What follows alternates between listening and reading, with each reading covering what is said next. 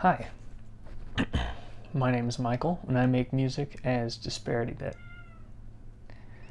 I had started a few weeks ago now trying to stream on Wednesday nights here on YouTube. I wanted to give myself a reliable time of the week when I would sit down and spend a few hours making music. I wanted to really play with all of my gear and all of my different synthesizers and sequencers and make sure I was keeping my creative energy flowing. But it ended up being just like kind of a hassle. I was always encountering technical issues with the camera, with the audio setup and everything else, which is frustrating, especially because I used to stream with the same mixer and the same computer setup. I don't know why it doesn't work now, but that's neither here nor there. And so I've decided to, I posted about this on the text post thing on YouTube, but I decided to not stream anymore for a little while and focus on, just find another way to have fun making music. But because I've been stressed about things like things that should be fun lately, and I'm stressed about other things too, work and money, and it's everything all the time, right? But when I'm stressed, the way I like to make music is with the modular. So I thought I would sit down here on the floor today and just make a patch real quick. I'll probably unplug all this, move the camera, get a better angle, and start from scratch. But I've got a couple specific modules that I want to show off today or focus on. So give me a second to reset the camera, and we'll dig into the Doepfer A-185-2 precision adder. And I'll also highlight some complementary modules to that one. All right, let's go check it out. All right, so I unpatched most everything. I just left a couple things left patched, right? We've got the Blue Lantern modules braids clone going to a DIY Ripples. The Ripples has an envelope connection from the Clavis Quadigy. Once that envelope hits it, it then goes to the Blue Lantern module's Dwarf Star Delay, and then to the 2HP Verb, and then to the Bastel Chow to exit the system. So, what we want to do here today is bring a little pattern to this one module, this one voice. So the first thing I want to do, I've got these two Blue Lantern modules. I love Blue Lantern modules. I think you've probably heard me say it before. 10-step sequencers. I'm very excited about these. This was a run of just like 10 modules. They were like a Halloween special, hence orange. And there were only 10 of them made, and they're so wonderful. I love them. So we're going to make a sequence on one of these and run it into the precision adder to prepare ourselves for our next step. But I guess I should give a preface, right? What I want to do here today, a lot of the online tutorials that I've seen about the precision adder, specifically the Doepfer, but also some others, has people frequently using it to adjust just by like intervals, right? Like, oh, I've got this pattern and I like this pattern, but I want to adjust it up. I want to transpose it by an octave or transpose it by a fifth or whatever. I think that's a very boring use of the concept of a precision adder. So my thought process is, why don't I blend two sequences at different speeds and of different lengths together to make a new sequence which will not repeat very often, right? So let's say I've got this one going. You can toggle it between 4 steps, 8 steps, or 10 steps. So there's some variety options. Let's say I've got this one set to 10, this one set to 4, and they're traveling at different tempos. Then we feed those CV sources into the precision adder. From the precision adder, we go into this Blue Lantern module's quantizer. And like, so the sequence will not be truly random, right? It won't be truly generative, but it will be long. And it will be interesting, hopefully. We're about to find out. So let's get started. We need to provide clock source to our 10-step sequencer. So we'll go from the temps util to the clock input on the step sequencer. We then have a 5-volt output, and we'll take that. So that's our actual CV. We'll run that into the precision adder. I ran it into the second one because if you've seen any other videos about the precision adder, you know that the top jack has an attenuator. Well, it's not really an attenuator. It's kind of a gain control. No, it's an attenuator, now that I think about it. Because if this is toggled to the right, that's +1 octave. And if this is all the way to the right, that's +1 octave. But you can attenuate the signal and set an interval, right? So we're going to plan on doing that. Okay, so we've got that. Now we need to go from the precision adder to the... let's see if we can get that. To the quantizer here. The quantizer, you use this knob to select the scale, and currently it's set to, it appears to be set to minor 7th. So we'll see how that sounds, and if we need to turn the dial, we can do that, no big deal. Let us now, let's get this one. Let's take the output of that signal, that quantized CV signal, and put it into the volt per octave of the Blue Lantern braids. Okay, so now we have to put in a trigger to tell the quantizer to operate, right? So we're going to... I've got my big Whole Foods reusable bag over here full of Euroret cables. So we'll plug one of these into the trigger. You know what? I'm going to do this a little bit differently. I am going to run... So there is a clock through jack on the step sequencer. So I'm going to pass this clock through instead of clocking it separately. The reason I'm doing that is because I may want to set it to a Euclidean pattern and not just a regular kind of beat. And so this way, the quantizer will get clocked at that same Euclidean pattern as the sequencer. What am I missing? Oh, I see what I'm missing.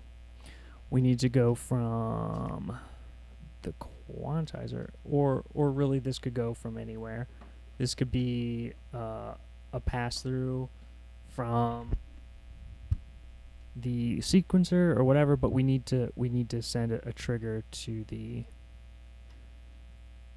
envelope. So let's see what happens. Oh, hold on. Let me reset this down to like the standard settings. Okay. So now let's see what happens when we turn on the U-temps.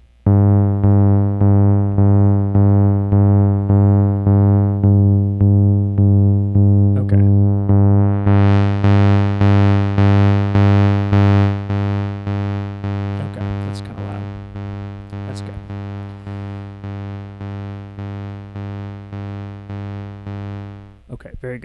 working. Now, what I want to do, first of all, one thing I want to do, right before I do anything else, is send another envelope from the Quadigy to the FM input here. And the reason I'm sending that to the FM input instead of... No, I don't need to explain that. That makes complete sense. What am I talking about?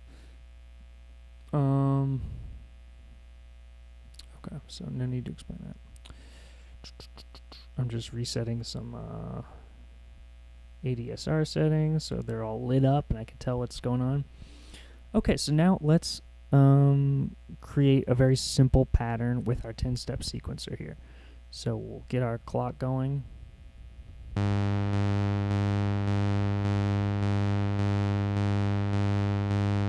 Oh.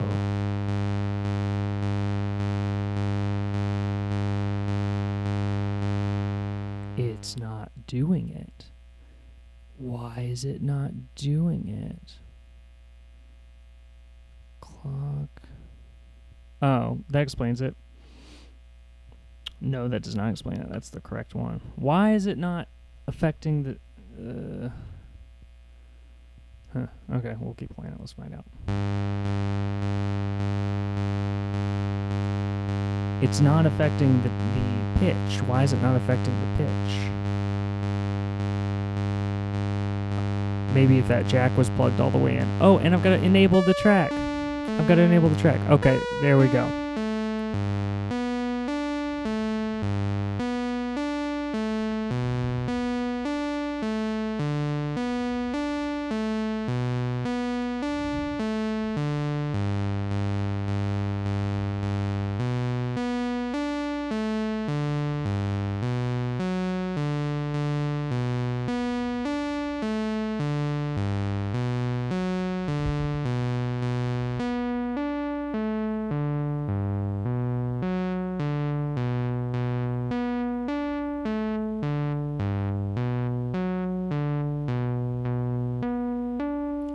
Okay, now we've got something going on. So what I had to do was enable this input on the precision adder, and the reason that is because any one of these jacks can be either negative or positive.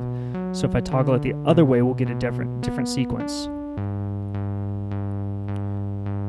Although it's struggling to go lower than a specific note for some reason, so that's okay. We'll just go positive. So now I'll demonstrate this top knob, which I'm sure you've seen in other tutorials. Have you seen this module before?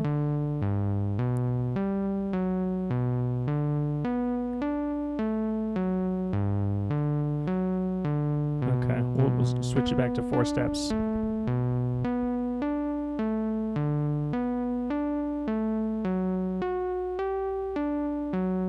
Okay, so I've added some voltage, and now with this switch I can toggle that interval on and off. Pretty cool. Okay, so now let's get into the meat of the thing, which is that I want to use this other step sequencer to affect this pitch sequence. So first thing I'm going to do, just to get a little more, we'll go straight to the second one. So I need more cables. We'll take... That's not long enough. We'll use one of these. Okay, so we'll take this output into the clock here. And this is set to four steps, as you can see. And they're all zeroed out. They're all turned completely counterclockwise. So then, I think I can use one of these. And we'll plug this into the next port, the next jack entry port here. Okay, so now nothing's happening, of course, and nothing will happen when we turn this switch either. I don't think. Maybe it'll go up by an octave. Okay, nothing happened, that's what I thought. But now, as I adjust these knobs,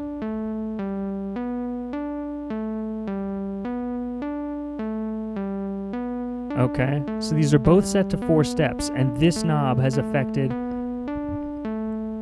the step that it lines up with over here. Okay, so now what happens if we turn this to 10 steps and leave this one at 4 steps? They'll cycle differently, and that note will be changed on different timing.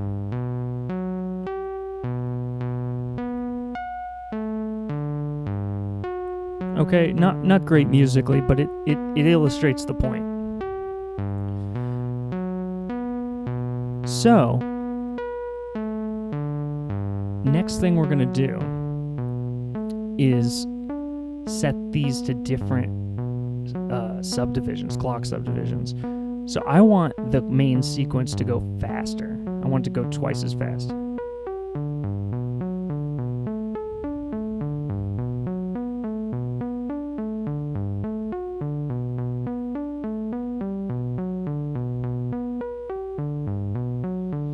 Okay, it's not bad, but we've still only got one of these knobs changed, so let's change another one as well.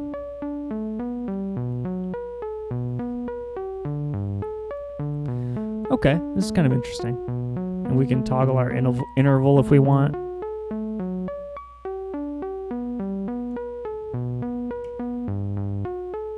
Even make it go subtract the interval, which is kind of interesting.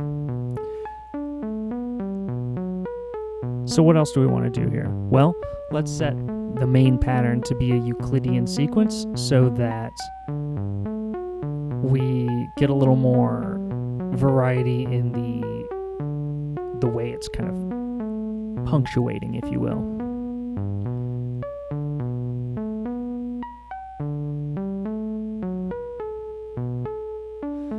Okay. Now, what I'm also going to do is change the second clock here, the one that's going to the modifying step sequence, to go slower,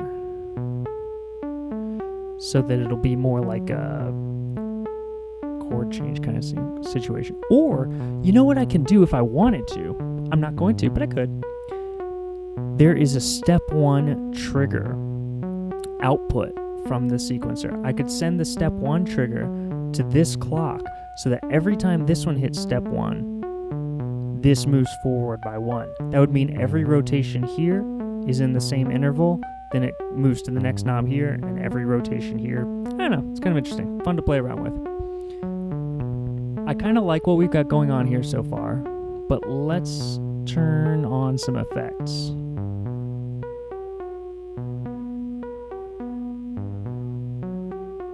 And you know what? Let's turn it to a more interesting, different rather,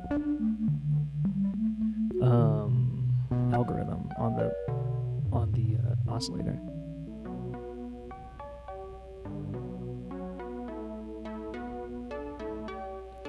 Okay, get a little chord action. Oh, that's kind of weird. All right, let's turn the delay on.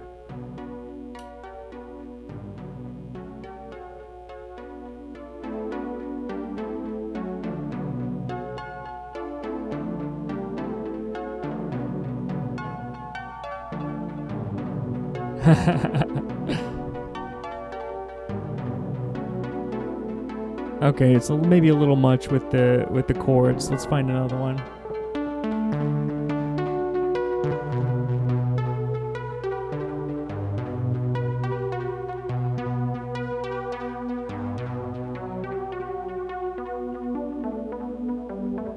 Okay. This is sounding pretty good.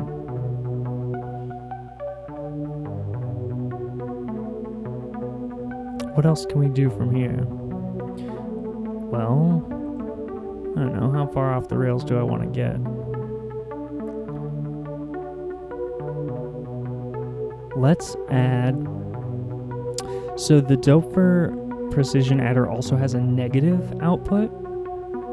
I don't know what that'll sound like. So I've got another oscillator down here. Blue Lantern, of course. Love Blue Lantern. Let us do 2 things. We're going to, first of all, tune these oscillators, I'm going to patch it into a positive output so that the notes should match. Yeah. Let's do that. I'm gonna patch it into a positive output so that the notes will match. I will tune the oscillators, and then I will switch it to the negative output and see what we think about that. All right.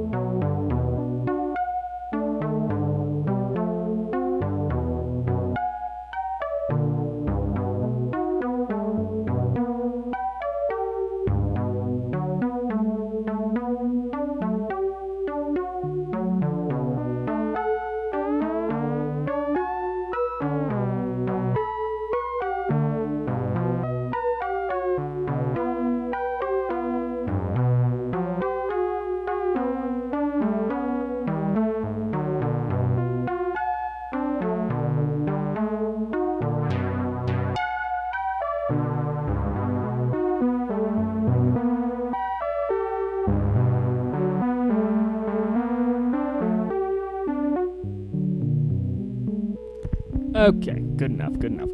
Close enough. Okay, so these are both plugged into the positive side. Let's switch this one to the negative. Oh, it's going so low. Oh, and you know what? I should probably run this through the quantizer as well. That makes sense.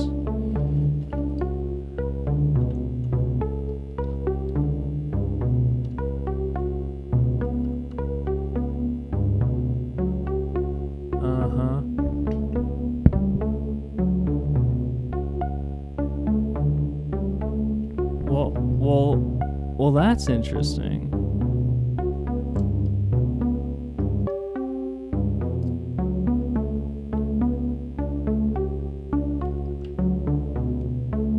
It's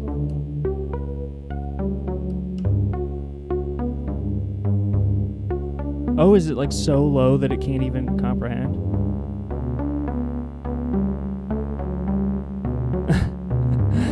Okay, well, that's an uneventful little experiment here. That's okay.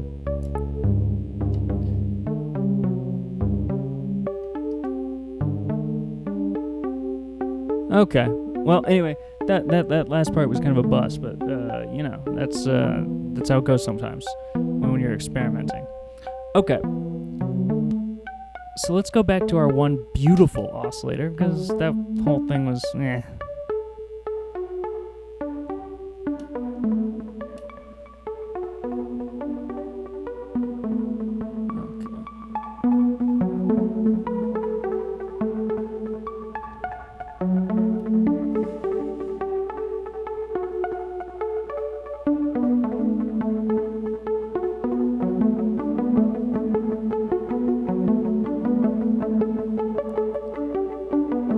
There we go.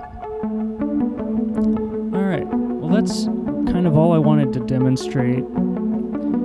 It's just the ability to... Oh gosh, all these fucking knobs are zeroed out. Let's mess with them a little bit.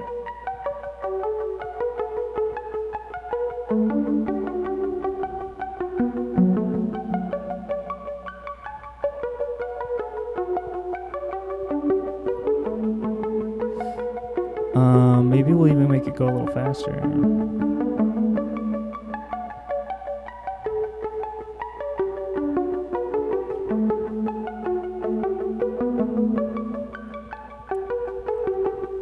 Anyway, that's all I really wanted to demonstrate was the way you can combine sequences with this thing kind of creatively, and you have the ability to, you know, turn them on or off or make them subtract, you know. Pretty cool. Now, I want to emphasize this technique can be done with other modules. In fact, you don't even need a precision adder.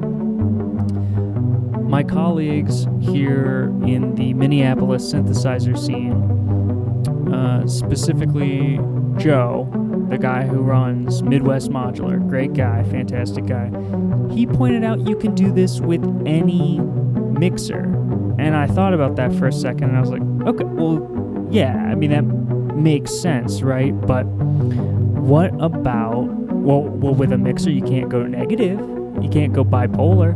And he said something like blinds, like I think there's an IntelliGel one too, that's like a four VCAs with attenuverters to make them positive or negative. That kind of module could be used in this capacity as well. So get creative. There's a lot of different ways to accomplish this kind of, outcome, but it's a lot of fun. A couple other modules that I've changed recently that I may make videos about soon. I changed the firmware on my Ornament and Crime back to the original firmware. I was on Hemispheres for the longest time, and it served me well, but I found that a lot of the functionality of Hemispheres was duplicated elsewhere in my rack. So what I went back to the original firmware for is the ability to generate chords, right?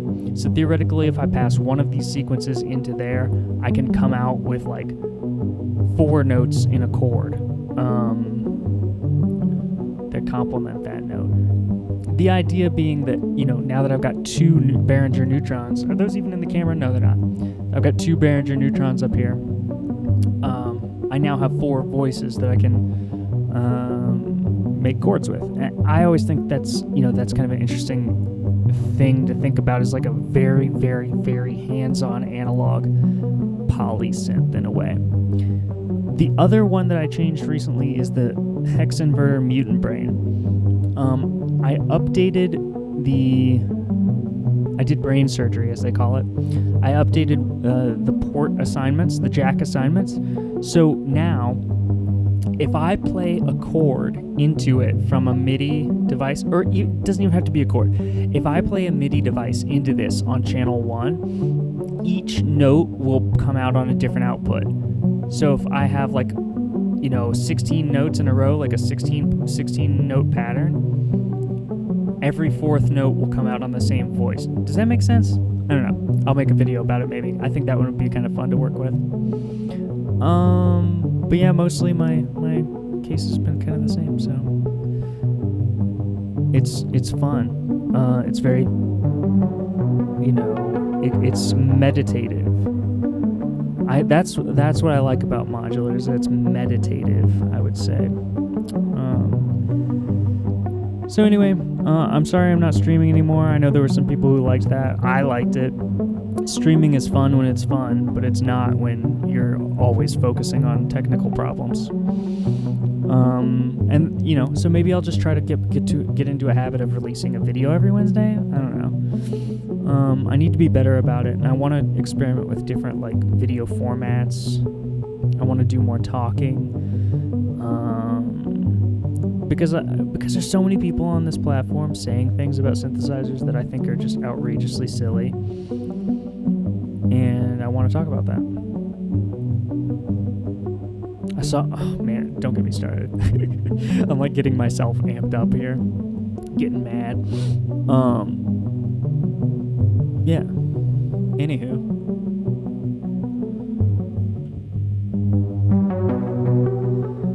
I'll just let this jam for a little bit, and I'll see you in the next one.